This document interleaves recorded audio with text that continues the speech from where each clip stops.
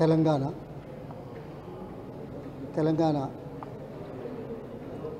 నినాదం, తెలంగాణ భాష, తెలంగాణ హక్కులు, తెలంగాణ ప్రజల చిరకాల వాంఛకు సిద్ధాంతకర్త ప్రొఫెసర్ జయశంకర్ గారు. దాన్ని ఆచరణలో ముందు పెట్టి ప్రజల చేత, ప్రభుత్వాల చేత, పార్టీల చేత ఒప్పించగలిగే నైపుణ్యంతో ఒప్పించిన నేపథ్యంలో తెలంగాణ సాధించడం జరిగింది. అది కేసీఆర్ గారితో. చరిత్ర ఎంతైనా ఉండొచ్చు, పోరాటం ఎన్ని సంవత్సరాలైనా ఉండొచ్చు, చివరికి సాధించిందే ముఖ్యం, చివరికి అమలు చేసిందే ముఖ్యం.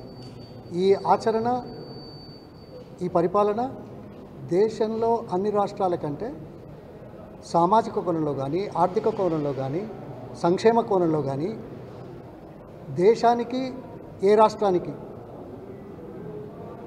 సంబంధం లేకుండా, అంటే పోటీ లేనట్టుగా అన్ని రంగాలలో ముందుంచే పరిస్థితి తీసుకొచ్చిన నాయకుడు కేసీఆర్ గారు.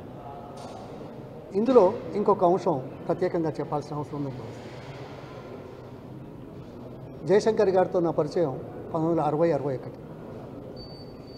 అప్పుడు తాత్కాలికమైన మా క్లాస్ టీచరు శ్రీధర స్వామి గారి క్లాస్మేట్ ఆయన. అలా పరిచయం అయిన తర్వాత 91లో ఆనాటి ప్రభుత్వంలో తెలంగాణ వాసులకు అవకాశాలు రావాలంటే చాలా కష్టంగా ఉంది. నిఘా విభాగాలు కూడా అభ్యంతరాలు పెట్టాయి.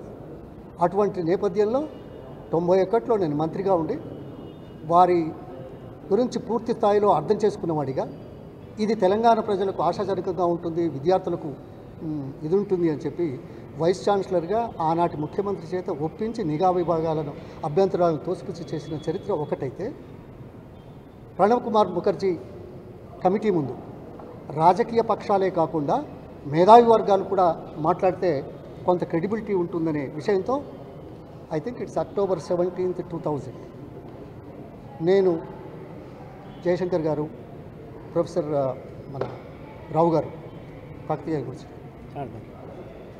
రావు గారు, ముగ్గురం ఢిల్లీ వెళ్ళిన సంగతి, వారిని ప్రణబ్ కుమార్ ముఖర్జీ కమిటీ ముందు 2.5 గంటలు తెలంగాణ అంశంలో మాట్లాడడానికి నేను సాక్షి. కలిసి వెళ్ళాం, ఒప్పించి తీసుకెళ్ళాం. ఈ సందర్భంగా గుర్తు చేసుకోవడం నా జన్మకు తరిస్తుంది అని అనుకుంటున్నాను. అంతే తప్ప గొప్పలకు కానీ దేనికి కానీ కాదు. కానీ కేసీఆర్ గారి పరిపాలన మీద ఈరోజు మనం సిద్ధాంతకర్త జయశంకర్ గారి ఆశయాలను, స్ఫూర్తిని ముందుకు తీసుకెళ్ళడానికి చేసే కార్యక్రమాలే మన ముందున్నాయి. విజయం, అపజయం, ఇది part of life. Winning and losing is part of life. But what is the ultimate goal? The welfare of the people, the betterment of the people, the area development is the ultimate thing in politics. That's why Telangana was demanded. That's why Telangana slogan was there for so many years, and finally KCR could make it realize that dream. So ee roju variki manaspurtiga oka దాదాపు 5 దశాబ్దాల పరిచయ వ్యక్తిగా నా నివాళులు అర్పించడమే కాకుండా స్ఫూర్తిదాయకంగా ఉండాలని కోరుకుంటూ ఆ దిశలో మనమంతా ఆలోచించాలని అనుకుంటున్నాను.